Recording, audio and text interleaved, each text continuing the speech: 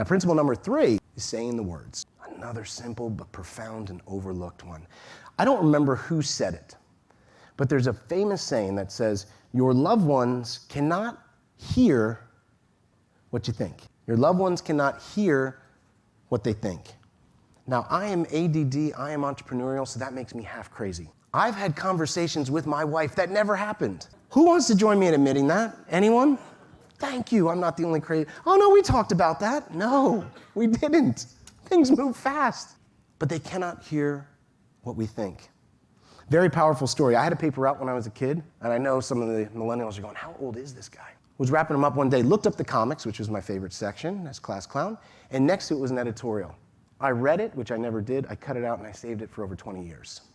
Now, the editorial was a story about a 7th grade math teacher. The 7th grade math teacher was having trouble with her students that day. They were learning algebra, some hard equation. She decided to shut things down and said, okay, put away your math books and pull out a sheet of paper. She was a pretty cool teacher, so they listened. She said, what I want you to do is I want you to write down the name of all of your classmates in a row. So they all did it.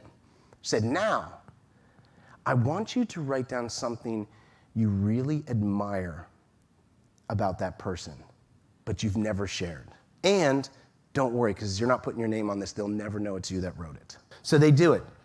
They go through this for the last 20 minutes of class. Class ends, teacher takes all the papers home that weekend and does a master list, right? Translates it to each kid so they each get their own sheet of paper with all these lists of things that they've admired but never been told. Brings them in Monday, passes them out to each kid. She said that jaws were dropping. They're looking at it, covering the paper, looking around. They're just in awe. A couple of people going, wow, really? Wow, really? Now here's where the story gets good. Supposedly 10 years later, one of the kids in that class was killed in Vietnam. And being a small town, the funeral was a pretty big deal. And they all went to the funeral and then to the reception afterwards at the parents' house, including the 7th grade math teacher. And as she's standing there with some of the students, the father of the deceased soldier comes up and says, I think you need to see something. My son was carrying this in Vietnam when he died. They open it up and it's the list. And a lot of the kids from the same class were there at the funeral reception. And one by one they started to share, you know what, I still have that list. It's in my diary. You know, I still have that list. 2 kids had it in their wallet. You know, I still have that list. It's in my wedding album. Words cost little, but are worth much. I didn't know how to give a compliment till I was in my mid-30s. Can you guys believe that? From what I found from family life, 2 ways to absolutely save it and ground it: an authentic compliment and a sincere apology. We're going to talk about an authentic compliment. I call it authentic gratitude. I had no idea how to do this until I was in my mid-30s. And in my mid-30s, when my dad and I were going through the whole kidney thing and trying to get him to step forward, I said something to him that I had never said to him before. I said, you know, Pop, there's countless reasons why I love and respect you. But something I want to share with you now is you grew up without a dad. See, my grandfather died when my dad was 6 years old. Yet, I never heard once, growing up or tough things you went through, I never heard you pull out that trump card once that you could have, it was your right, to say, oh, well, what do you expect? I didn't have a dad. Oh, what do you expect? I didn't have a father. You didn't turn to alcohol or drugs or anything. You didn't make any excuses. And that made me feel really proud and honored to be your son. And it's inspired me, Dad, to not make any excuses for me being a father. So thank you. The relationship with me and my dad has never been the same. How could I go 36 years without telling my dad I respected him for not growing up with a father?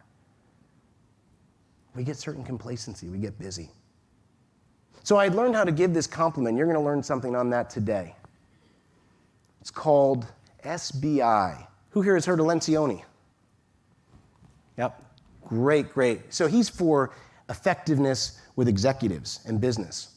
We started doing this in our family retreats years ago, these SBIs, because there's 3 parts to a compliment that normally we never will do. So I'm a very simple guy. I'm not good at sharing my feelings. Again, I grew up in North Jersey, Irish, your arm can be falling off, you're fine, right? So this wasn't natural for me, believe me. But I'm really glad that I learned it. So I found that there's 3 pieces to a compliment. Lencioni taught this, and I've put a little spin on it. Specific situation, Behavior, how it made you feel, and inspiration, what it inspired you to do moving forward. What did I say to my dad? Specific situation. You grew up without a father. How did it make me feel honored and proud? What did it inspire me to do? It inspired me to make no excuses with me being a father now. I like simple things, right? I'm the guy who'll go, you the man. Now, and there's nothing wrong with a good you the man. But that's the garnish. That's not the meat and potatoes. This is the meat and potatoes. I was teaching at an entrepreneur group in New York City. Very wealthy guy who was one of the leaders came up to me at the end of a talk where I talked about the SBIs, and it was great. He had a voice like the Godfather and Billy Crystal combined. See, I'm going to try it. And I said, okay, great. 3 weeks later, he contacted me. He said, today on Thanksgiving, I had the only meaningful and most meaningful conversation I've ever had with my son. He's 28 years old and we work together. That's why I do these things. They make a difference. So again, writing is crystallization. Here's what I'd like you guys to do. I'd like you to write down one SBI, because I'm an outline guy, a format guy, a structure, simple rhythms and frameworks. And I like to have a cheat sheet. So what I'd like you guys to do right now is take a moment and write down an SBI for one person in your family. A specific situation, how did it make you feel? Honored, proud, joyful, happy, whatever it is. And what did it inspire you to do moving forward? You want to get closer connected with your kids? You see the look on a 12-year-old's face where you tell them they have inspired you to do something better with your life.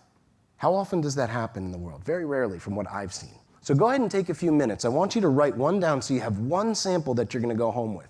I want you to write down a specific situation, how it made you feel, and what it inspired you to do moving forward.